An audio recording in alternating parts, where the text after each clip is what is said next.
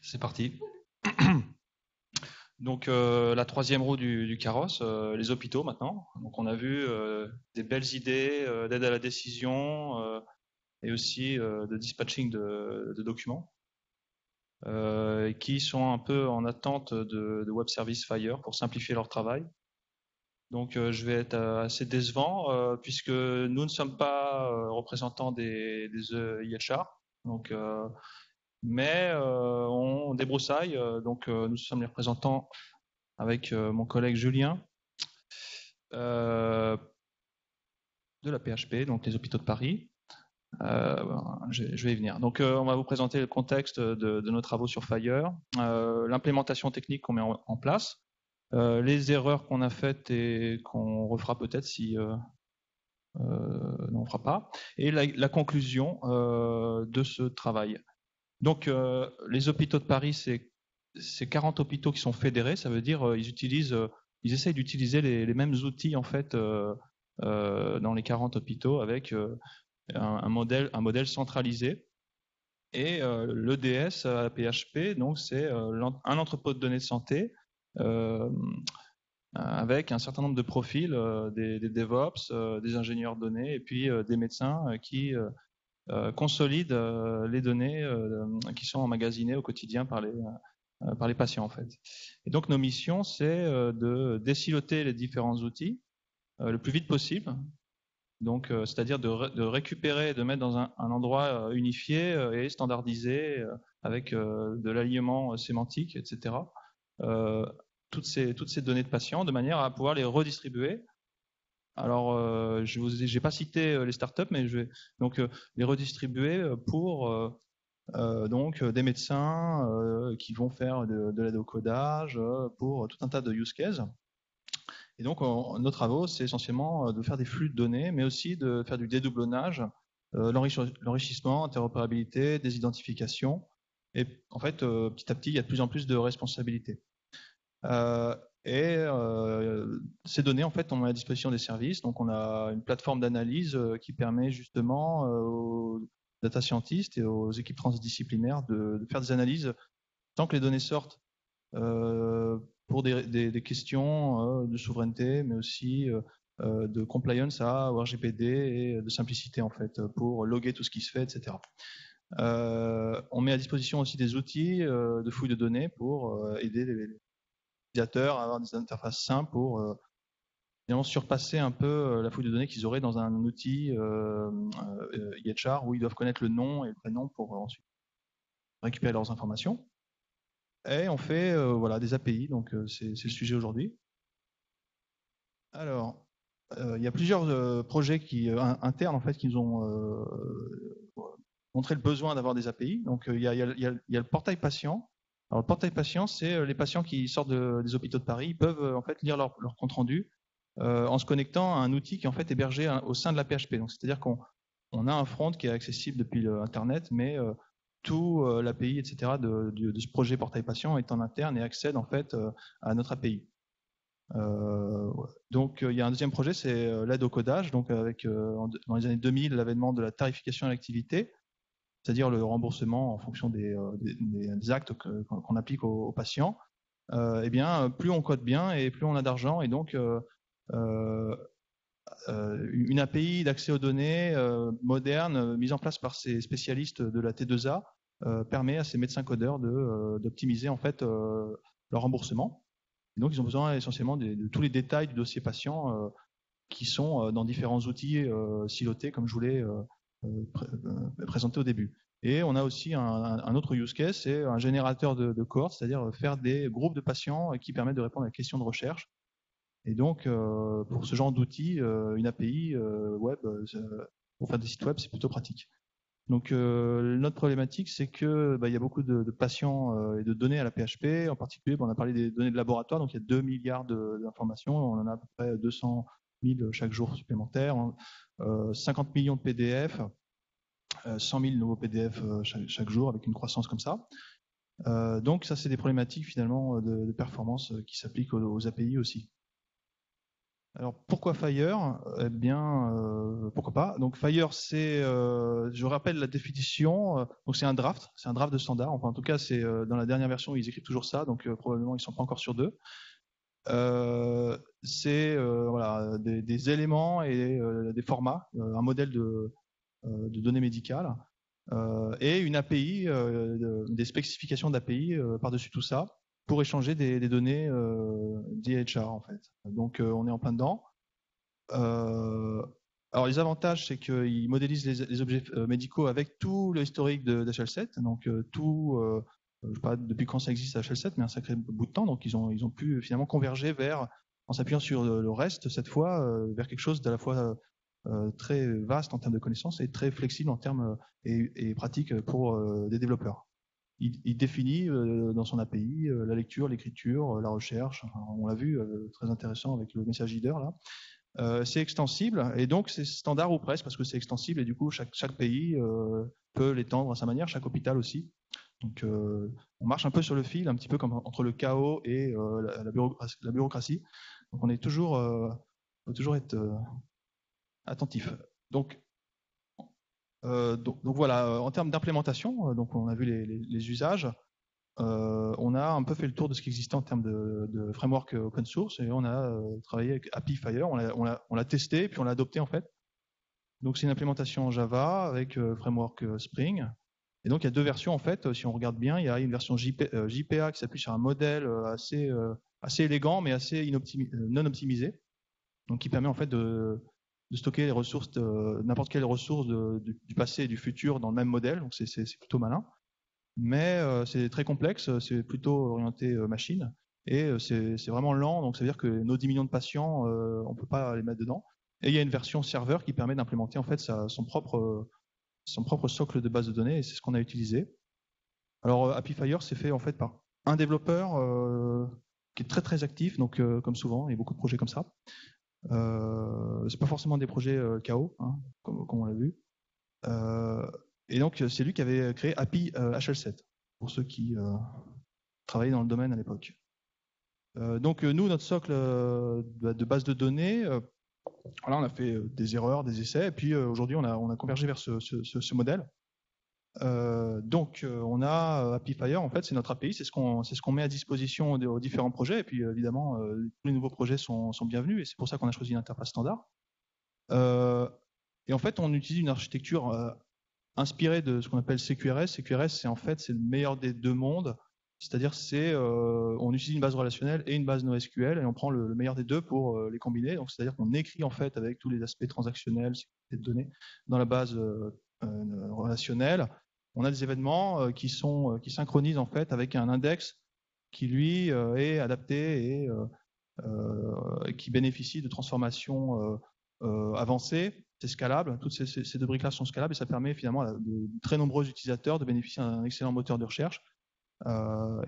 Cette architecture est à la base du web service qu'on propose.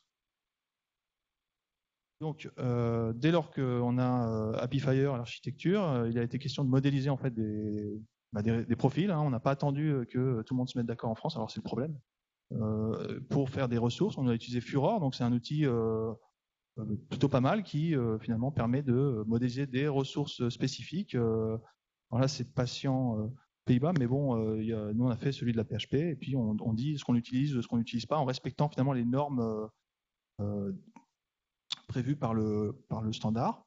On définit aussi des extensions, c'est-à-dire une extension. D'abord, on vérifie si elle existe dans la littérature, enfin finalement sur le site, et puis si elle existe, on la prend. Si elle n'existe pas, on la définit, et puis on essaye de faire un petit retour pour que ça devienne la seule extension qui soit nécessaire, c'est-à-dire une extension, pour ceux qui savent pas, c'est un élément d'une ressource qui n'a pas été prévue et qu'on ajoute comme ça. Ça permet de ne pas perdre la donnée. Et évidemment, Happy Fire permet de faire des profils, des extensions et de générer, in fine, une documentation, ce qu'on appelle une implémentation de guide.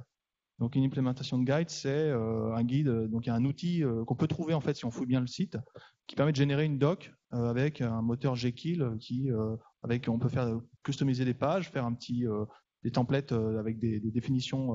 Alors là, j'ai pris celui de l'Australie. mais on a aussi on travaille sur le nôtre. Et donc, l'idée, c'est que les profils sont accessibles pour les développeurs. Ils voient la doc. On peut mettre des exemples de retour, des exemples de recherche. Et puis, il y a ça ressemble vachement au site Fire qui est très bien fait, mais très touffu. Hein. Donc, en général, quand je donne le site à des collègues, j'ai plus de nouvelles. Hein. Donc, jamais. J'ai jamais un mec qui m'a dit ouais, excellent ton site. Franchement, voilà. Enfin, si peut-être l'équipe d'Arcane. Voilà. Donc, voilà, les limitations. C'est-à-dire, au début, on était un peu optimiste. On s'est dit, voilà, on va faire tout Fire. Donc, les médecins DIM, c'est-à-dire ceux qui font du codage, on leur a dit, bah, on va vous mettre une API Fire pour récupérer les données. Et eux, évidemment, ils ont essayé de récupérer les 2 milliards de labos avec l'API. Donc, ils y seraient encore si j'avais pas coupé et procédé différemment. C'est-à-dire que Fire, c'est vraiment verbeux. C'est-à-dire le JSON, on l'a vu, il est fat. Et puis, il y a à peu près 5% d'informations pertinentes, utiles en tout cas, qu'attend l'utilisateur.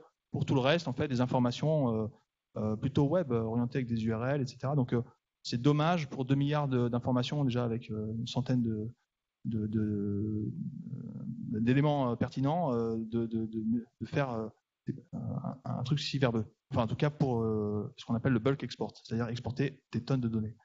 Ensuite, bah, le parsing est coûteux. On l'a vu, il y a un bundle en fait, c'est-à-dire c'est un méta objet qui contient la liste des items. Et ben ça, quand on a un bundle de 2 pétas ou 2 téras, mettons, bah, il n'y a aucun parseur aujourd'hui qui peut l'extraire, tout simplement parce qu'il ne peut pas le monter en mémoire pour ensuite extraire les différents items. Donc il faut bidouiller. Et ça, bah, pour un développeur lambda, bah, c'est pas facile. Et du coup, on perd en efficacité. L'exploitation reste complexe pour les développeurs. En tout cas, c'est ce qu'on a constaté. Alors, il y a une version synchrone qui est qui est proposée par Google avec des specs qui sont en cours, mais quand les specs arrivent après 5 ans de specs, en général, c'est une rustine. Et donc, bon, moi, c'est pas pour ça que je vais recroire. Voilà, j'ai fait un peu le deuil du bulk export. Donc, en fait, aujourd'hui, on lui préfère, quand quelqu'un nous demande tout l'historique des données de la PHP, on lui fait un format parquet. C'est binaire, c'est optimisé, en lecture distribuée, etc. C'est simple, c'est tabulaire. Et les gens sont contents. Voilà. Donc, deuxième écueil qu'on a eu, on a essayé de partir sur un modèle d'analyse SQL. On s'est dit, bah voilà, on cherche un modèle d'analyse généraliste, on va mettre des dossiers de JSON et puis les gens vont faire des requêtes SQL. En plus, c'est super, il y a les moteurs font de plus en plus de fonctions et chacun le propose sa façon d'extraire les JSON, donc explode, etc. Donc en SQL. Donc on a essayé ça et puis très rapide, enfin pas très rapidement, mais au bout de 3 mois, on a arrêté parce que la syntaxe devenait extrêmement complexe pour faire des choses relativement simples par ailleurs. Et donc on s'est dit que pour gérer Fire, du SQL, des stats, du machine learning, en gros, on trouverait un gars peut-être sur la planète capable d'analyser ça. Et il mettrait 2 plombes pour faire ce quelqu'un de lambda avec du SQL standard ou des tableaux tabulaires pourrait faire. Donc en gros, c'était un peu tôt pour l'esprit humain de proposer ce genre de modèle à des analystes ou à des médecins DIM. Donc 2 écueils sur lesquels on en est revenu, on leur a fait des tables à plat. Alors ce que j'ai pas dit là, c'est qu'en fait, du coup, le modèle sur lequel on a quand même cherché un modèle standard, etc., pour stocker les données médicales, pour qu'elles soient justement exportables facilement, standard et analysables, disons, facilement. Et du coup, on est tombé sur le modèle OMOP qui, c'est tous ces avantages-là. Donc, si vous voulez en discuter après, c'est pas le bon meet-up. Voilà. Donc voilà les deux revers qu'on a essuyés. Les utilisateurs n'étaient pas contents. Bon, finalement, j'ai dit OK, on revient sur des procédés plus simples. Donc on utilise Fire et ça marche super bien pour faire des échanges au fil de l'eau. C'est-à-dire que il y a des applications qui nous demandent les données d'il y a 1 mois. Donc ça peut passer, c'est grand maximum pour certains domaines, mais donnez-moi toutes les ressources qui ont été modifiées il y a 2 semaines ou alors il y a 10 minutes, il y a 10 secondes. puisque voilà, l'entrepôt de données est petit à petit synchronisé. Alors on n'en est pas encore au message HL7, mais c'est s'il y en a qui ont cette expérience et qui veulent travailler avec voilà, on recrute aussi sur ce sujet. Ça serait super de pouvoir mettre un entrepôt de données en temps réel avec des messages comme ça. Donc pour les échanges au fil de l'eau, ça marche très bien. Pour lire et écrire des données de patients, voilà, on fait des applications très rapidement et vraiment on voit le plaisir dans les yeux des développeurs. Et puis nous, c'est facile aussi à mettre en place. Et on pense aussi que même si on l'a pas encore fait, il y a des papiers qui le démontrent. Pour faire de l'inférence, c'est-à-dire on va justement, c'est exactement ce que nous a présenté Vidal. Donc de l'aide à la décision, on va chercher les données du patient, on récupère son dossier patient et on le dénormalise et on applique des règles. Et ben là, on applique un modèle. Et du coup, ça veut dire que si on a appris le modèle sur les mêmes ressources avec du deep learning, ça marche pas mal. Mais pour faire de l'analyse SQL, pour faire des stats, etc., ça c'est voilà, nous en tout cas on déconseille. Et du coup, on bridge en fait Fire et OMOP pour avoir par ailleurs des analyses standards SQL.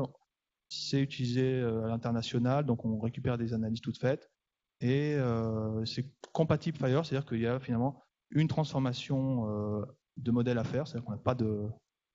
C'est là qu'est l'effort à faire, mais ces 20 dernières années ont prouvé que la plupart des sites, la plupart des projets sont capables d'avoir un socle relationnel et un socle d'objets complexes et que ça marchait très bien. Donc nous, on sait vers où on va sur ce sujet.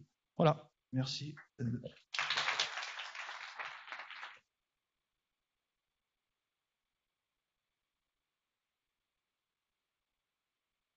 Des questions?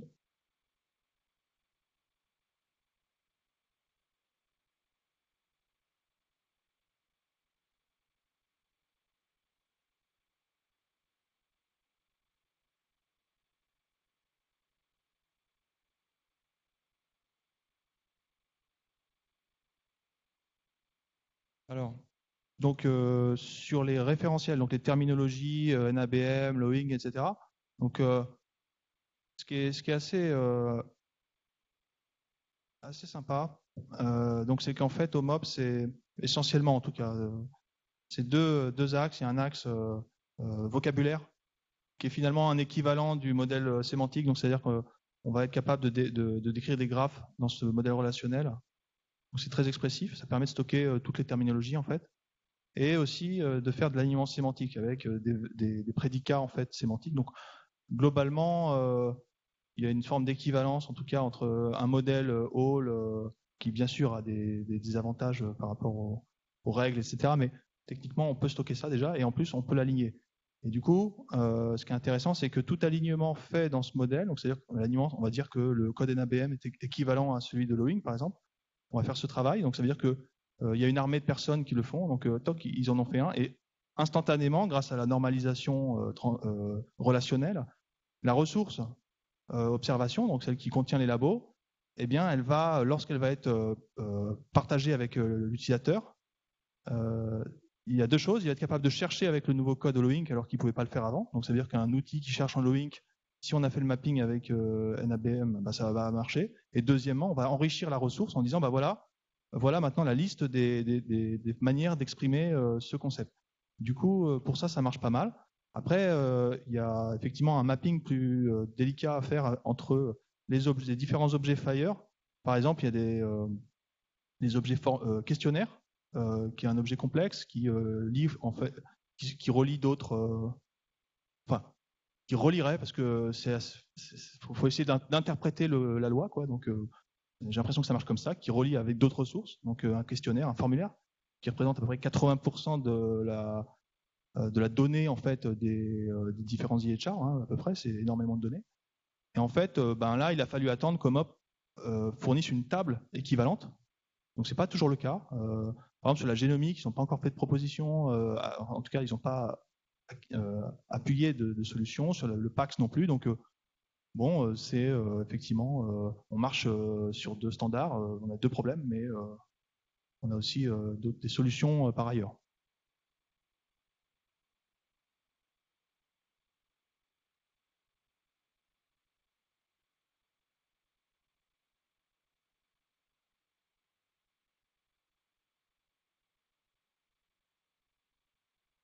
le connais.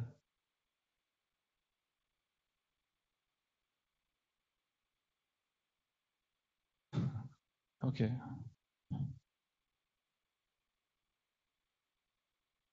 Alors, c'est une bonne question. Alors, le problème de cet outil, c'est qu'effectivement, alors l'intérêt déjà, c'est que il implémente toute la nouveauté des différentes versions.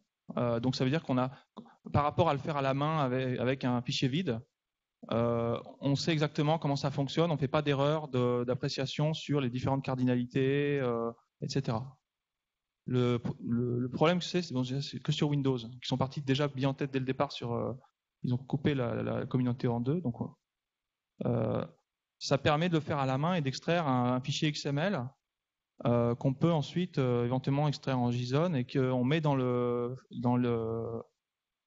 voilà. Moi, je le mets dans le Jekyll en fait. Et donc, c'est lui qui me produit ces trucs-là directement en fait. Donc c'est là l'intérêt en fait. C'est aussi de faire travailler des gens qui écrivent pas du code et qui voilà, enfin, de pouvoir travailler avec eux en tout cas. Il y a un autre